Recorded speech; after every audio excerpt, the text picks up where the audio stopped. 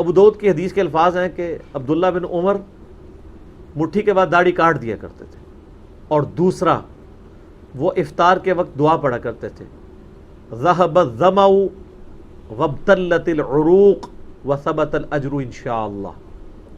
اور ظاہر ہے کہ یہ روزہ کھولنے کے بعد کی دعا ہے، پہلے کی نہیں ہے، یعنی جب آپ پانی پی لیں، رگ تر کر لیں.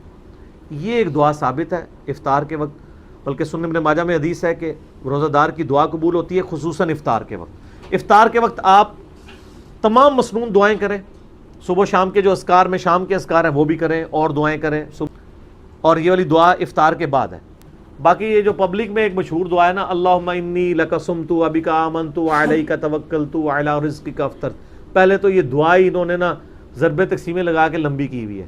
یہ دعا صرف اتنی ہے، اللہم لک صمت وعلی رزقک افطرت، بس.